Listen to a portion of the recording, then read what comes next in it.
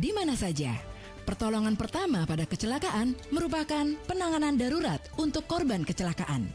Staf pelayanan PMI Daud Puji Raharjo menyampaikan beberapa langkah pertolongan pertama pada kecelakaan yang bisa dilakukan. Pertama, amati dan waspadai kondisi lingkungan. Kedua, cek tingkat kesadaran korban. Ketiga, periksa pernapasan.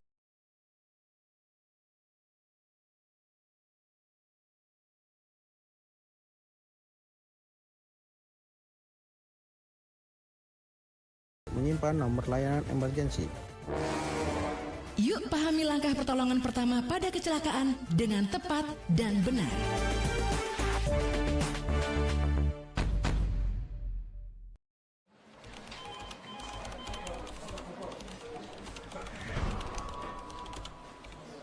Kerjaan banyak banget dah. Aduh, puyeng kalau gini nih.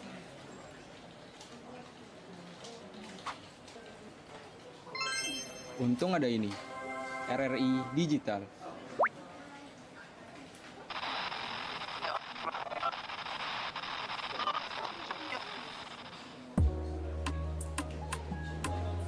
Nah, ini baru asik.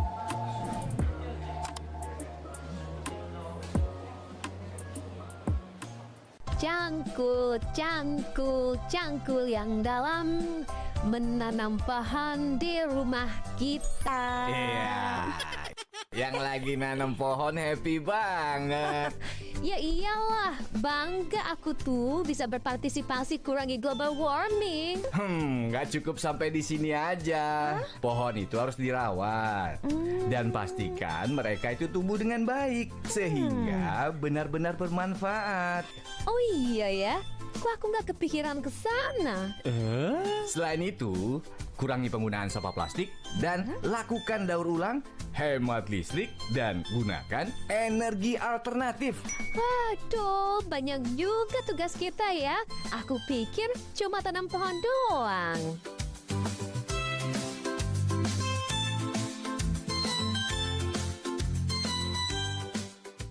Pernahkah kamu merasa tisu terbuang begitu saja?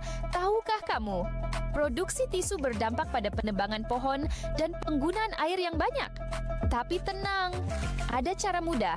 Pertama, gunakan tisu secukupnya, cukup 1 lembar saja. Di rumah, ganti dengan lap kain atau handuk untuk lebih ramah lingkungan. Jika terpaksa pakai tisu, pilih yang terbuat dari bahan daur ulang. Dengan langkah kecil ini, kita ikut menjaga kelestarian alam. Bumi jadi lebih sehat, kita pun ikut senang. Yuk, mulai bijak gunakan tisu demi bumi kita. Jangan lupa like, share, dan subscribe ya. Di pagi yang sibuk ini, Budi sepertinya punya semua waktu di dunia. Tapi sebuah notifikasi kecil akan mengubah segalanya. Satu kecurangan pandang, 1 detik yang sepertinya tidak penting. Fokusnya terbagi, bahaya mengintai. Astaga.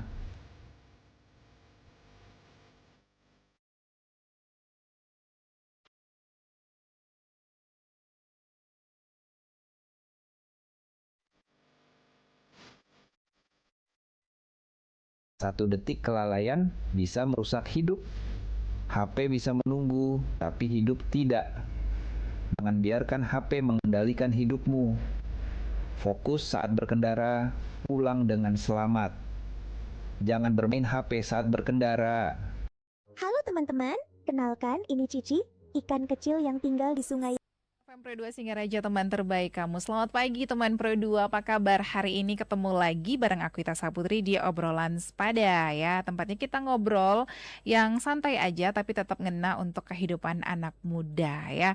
Kamu pernah gak sih teman Pro 2 ngerasa takut kehilangan tren? Temennya lagi upload nongkrong di coffee shop yang lagi viral, kita langsung pengen nyobain. Mungkin ada yang ganti handphone terbaru, tiba-tiba HP sendiri rasanya udah jadul. Terus lihat orang liburan ke luar negeri, langsung kita mikir, aku kapan ya bisa kayak gitu? Belum lagi sekarang kan media sosial isinya orang-orang yang memang kelihatannya sukses semua, feednya rapi, outfitnya keren, nongkrongnya estetik, barangnya branded, healing tiap bulan. Dan kadang tanpa sadar kita jadi ikut-ikutan, bukan karena butuh, tapi karena takut dianggap gak update. Fenomena ini sering disebut FOMO teman Pro 2. Ditambah lagi budaya flexing atau pamer pencapaian dan gaya hidup yang semakin sering muncul di media sosial. Padahal kalau kita lihat lagi sih, Indonesia itu kan punya banyak nilai yang dari dulu diajarkan, gotong royong, hidup sederhana, terus juga saling menghargai, nggak berlomba-lomba menunjukkan siapa yang paling wah. Nah, pertanyaannya sekarang adalah apakah FOMO dan flexing ini memang salah atau sebenarnya tergantung bagaimana kita menyikapinya. Pagi ini kita bakal ngobrol bareng Kak Wahyu dari KNPI Kabupaten Buleleng. Halo Kak Wahyu, selamat pagi. Halo Kakak, selamat pagi. Apa kabar hari ini? Astungkare baik. Kakak bagaimana? Baik juga, terima Astungkare selalu kasih. Sebelum kita jauh ngobrol nih Kak Wahyu, sebenarnya kalau dari sudut pandang Kak Wahyu sendiri, FOMO sama flexing itu sesimpel ikut tren aja atau mungkin udah jadi gaya hidup anak muda sekarang? Kalau menurut yang sendiri, FOMO dan flexing itu sebenarnya sudah untuk menjadi bagian dari perjalanan hidup anak muda sekarang ya. Karena kenapa? Semua itu karena kan fear of missing, rasa takut tertinggal tren, informasi, dan flexing untuk memperlihatkan apa yang dia miliki pencapaian. Tapi sebenarnya ada pun beberapa dari segi positif dan negatifnya sih menurut yang sendiri. Ternyata memang yang awalnya cuma ikut-ikutan gitu kan, pelan-pelan bisa jadi kebiasaan tanpa kita sadar. Tapi kalau menurut Kak Wahyu sendiri, kenapa anak muda sekarang gampang banget FOMO? Apalagi menurut Tiang, kan sekarang udah zaman digitalisasi ya, dengan banyaknya media sosial, entah Instagram, TikTok. Dari sana anak muda melihat bahwa ini loh cerminan bahwa dia mencari perbandingan dirinya dengan orang lain.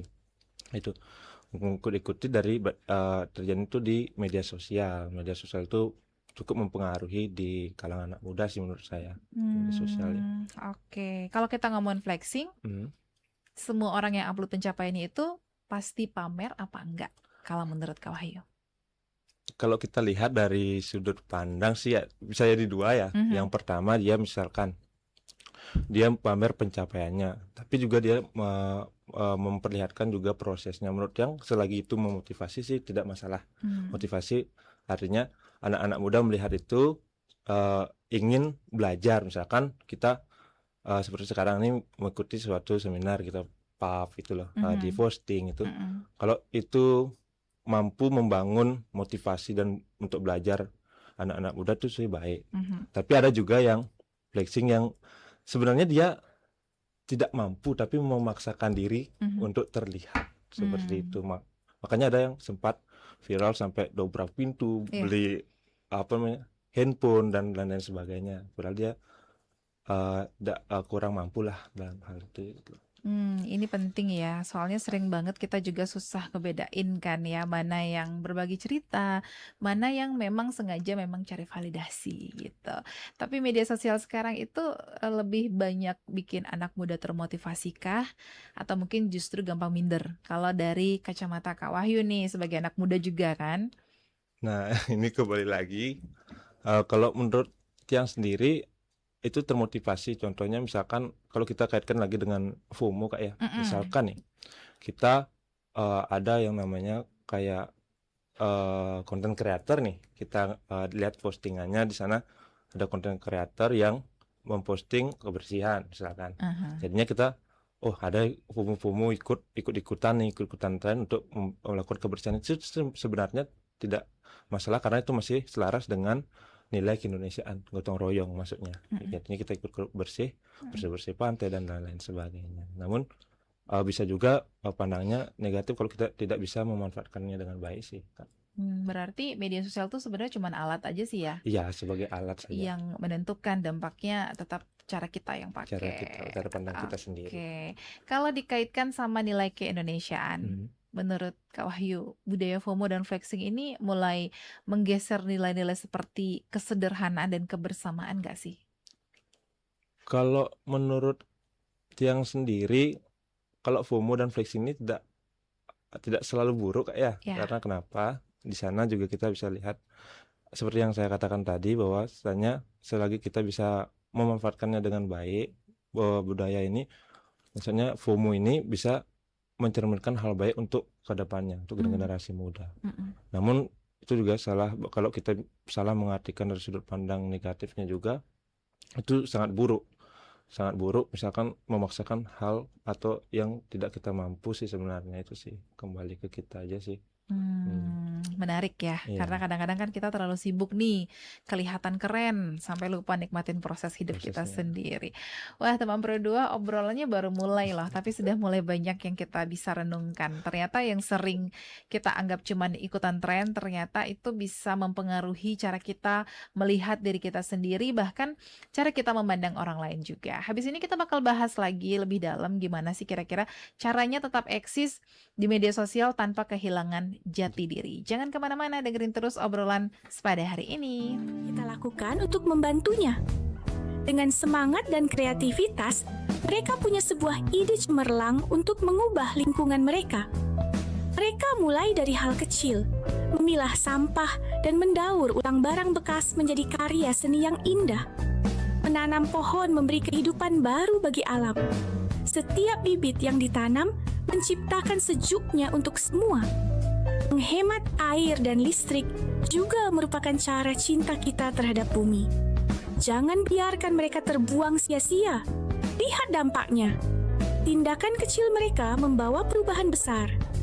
Alam kembali ceria dan makhluk hidup pun bahagia. Mulai dari hal kecil, mulai dari diri sendiri, mari kita jaga alam dan lingkungan kita agar tetap lestari untuk masa depan.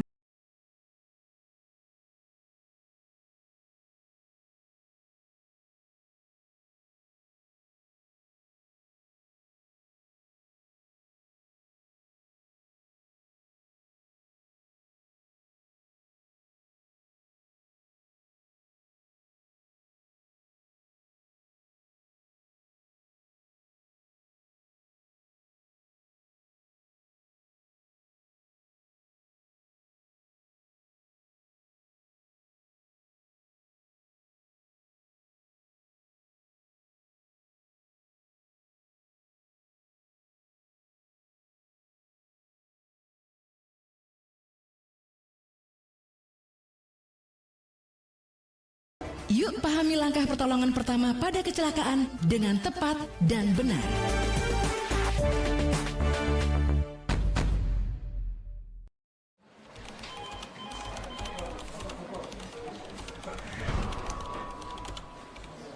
Kerjaan banyak banget dah.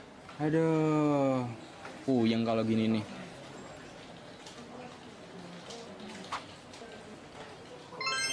Untung ada ini, RRI Digital.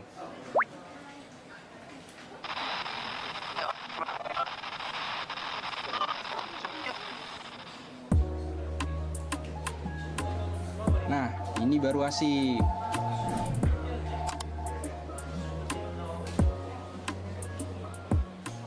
Cangkul, cangkul, cangkul yang dalam, menanam pohon di rumah kita. Iya.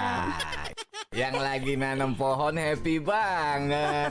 Ya iyalah, bangga aku tuh bisa berpartisipasi kurangi global warming. Nggak cukup sampai di sini aja. Pohon itu harus dirawat. Dan pastikan mereka itu tumbuh dengan baik. Sehingga benar-benar bermanfaat. Oh iya ya, kok aku nggak kepikiran ke sana? Selain itu, kurangi penggunaan sampah plastik dan lakukan daur ulang, hemat listrik, dan gunakan energi alternatif. Waduh, banyak juga tugas kita ya. Aku pikir cuma tanam pohon doang.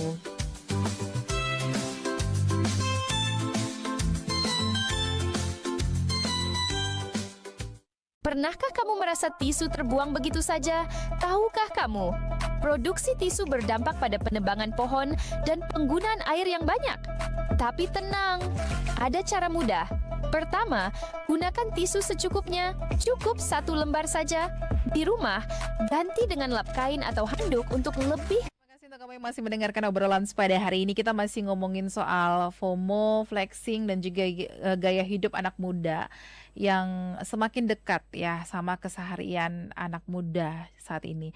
Kalau tadi kita sudah ngomongin soal penyebabnya, sekarang kita bakal bahas soal dampaknya, teman Pro 2. Kak Hayu, kalau misalnya menurut Kak Hayu sendiri, kira-kira dampak paling nyata kalau misalnya anak muda itu terus-terusan hidup karena FOMO? Kalau menurut saya sendiri ya, dari pandangan saya itu, kalau anak muda terus mengikuti FOMO, dia bisa kehilangan identitas atau jati dirinya.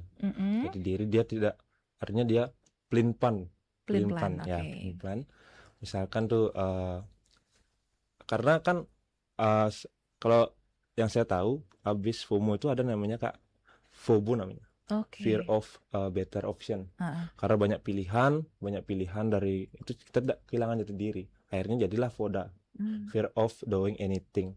Terjadinya fear doing anything itu kita enggan melakukan suatu hal. Akhirnya kita banyak terjadinya juga sekarang, anak-anak muda itu banyak yang rebahan, tidak melakukan kegiatan apa-apa, sampai kurang dalam hal ini ada banyak yang kurang mampu membantu orang tuanya di rumah, itu pekerjaannya tuh. Menurut yang sih seperti itu. Kan sekarang kan banyak juga yang pakai pay letter nih demi kelihatan keren gitu kan. Check out bayarnya nanti aja lah. Nah, kalau menurut Kak Wahyu ini sudah mulai mengkhawatirkan apa enggak? Kalau menurut saya sendiri sih mulai mengkhawatirkan sih ya. Karena ya kalau dia selagi mampu misalkan sih nggak masalah, tapi saat dia memaksakan diri inilah yang sangat berbahaya. Apalagi nanti ada tagih-tagihannya.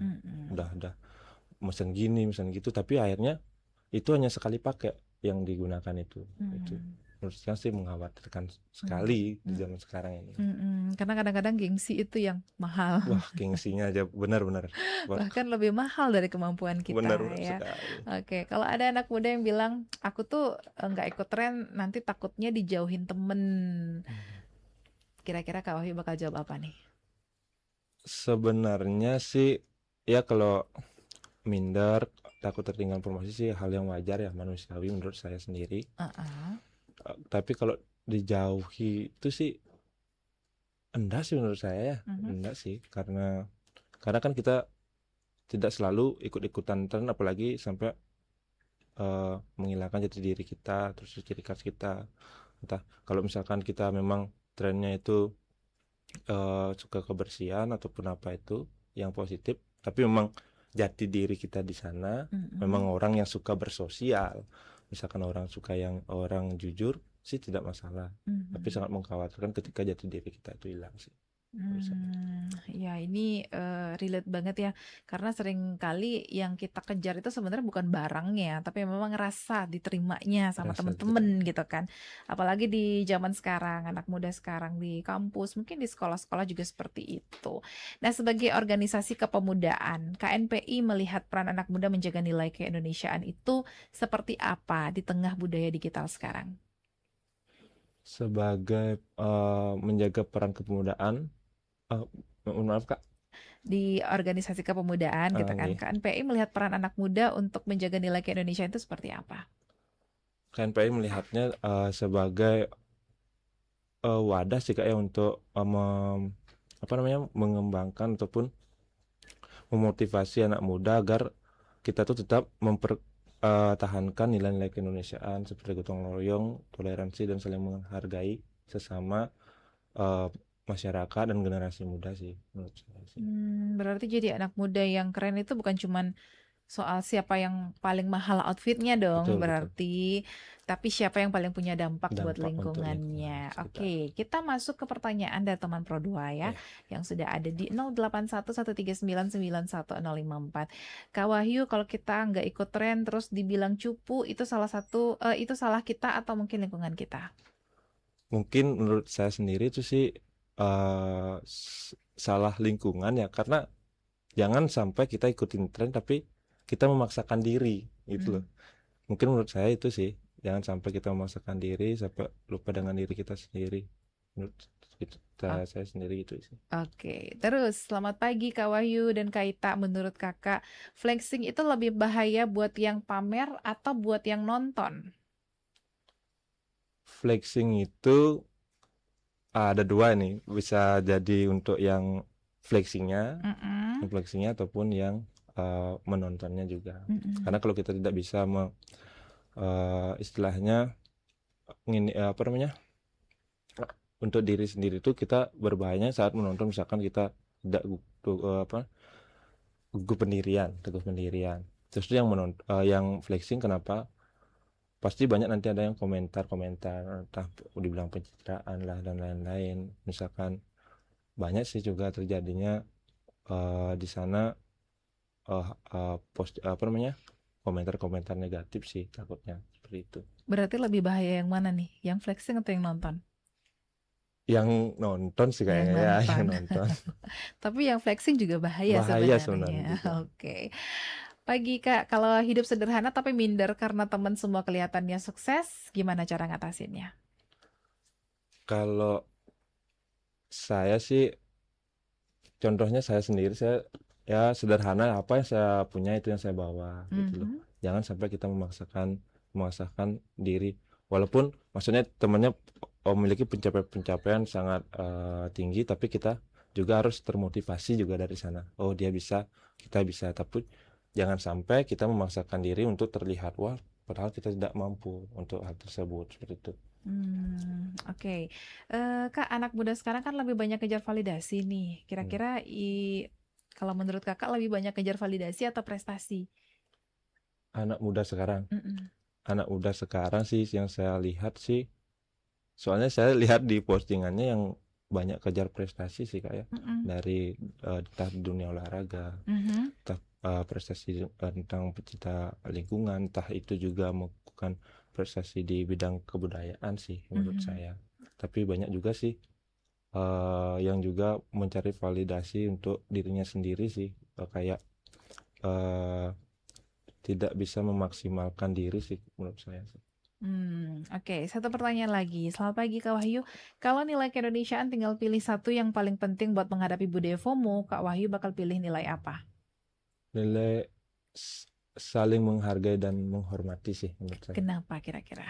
Kenapa? Karena di zaman sekarang kita itu harus, apalagi kita bijak bermedia sosial Kak ya, dimana di FOMO di sana bahwa kita bisa menghargai sesama generasi muda, masyarakat juga, agar tidak terjadinya penyimpangan, apalagi diskriminasi. Diskriminasi itu sangat berbahaya menurut saya sendiri. Jadi kita harus saling menghargai, menghormati agar tetap berjalan dengan baik. Apa yang kita tanam pasti itu yang akan kita hasilkan sih, seperti itu. Oke. Wah, terima kasih Kak Wahyu. Mungkin ini kalau Kak Wahyu boleh kasih satu pesan untuk anak muda yang lagi sering merasa kurang gara-gara lihat media sosial, apa yang pengen Kak Wahyu sampaikan? Pesan untuk anak muda, kita boleh mengikuti perkembangan zaman, tapi jangan sampai lupa dengan jati diri kita sendiri. Karena kita jangan sampai lupa jati diri, autentik kita, bahwa sampai kita pelin-pelan dengan diri sendiri sih. Bijaklah juga bermedia sosial, bagaimana kita memposting, terus tuh berkomentar di media sosial, agar nilai-nilai dari keindonesiaan itu tetap diterapkan di dalam bermedia sosial, seperti itu sih. Oke, wah setuju ya teman Pro 2, karena hidup kita kan bukan lomba. Betul. Dan setiap orang itu punya waktunya masing-masing. Wah, hari ini kita belajar kalau FOMO, terus juga flexing, gaya hidup modern sebenarnya nggak selalu salah. Yang penting jangan sampai kita kehilangan yang namanya jati diri hanya karena sibuk mengejar pengakuan. Nilai keindonesiaan seperti gotong royong dan juga rendah hati, saling menghargai, itu tetap relevan kok sampai sekarang. Dan semoga setelah obrolan kita pada pagi hari ini, kita jadi lebih bijak untuk menggunakan media sosial, lebih percaya diri dengan proses hidup kita sendiri, dan pastinya nggak gampang membandingkan diri sama orang lain. Terima kasih banyak Kak Wahyu. Waktunya hari ini ya sudah berbagi cerita kembali, gitu kan ya. Tetap semangat di obrolan sepada berikutnya. Ramah lingkungan. Jika terpaksa pakai tisu, pilih yang terbuat dari bahan daur ulang. Dengan langkah kecil ini, kita ikut menjaga kelestarian alam. Bumi jadi lebih sehat, kita pun ikut senang. Yuk, mulai bijak gunakan tisu demi bumi kita. Jangan lupa like, share, dan subscribe ya. Di pagi yang sibuk ini, Budi sepertinya punya semua waktu di dunia. Tapi sebuah notifikasi kecil akan mengubah segalanya. Satu kecurangan pandang, satu detik yang sepertinya tidak penting, fokusnya terbagi, bahaya mengintai. Astaga,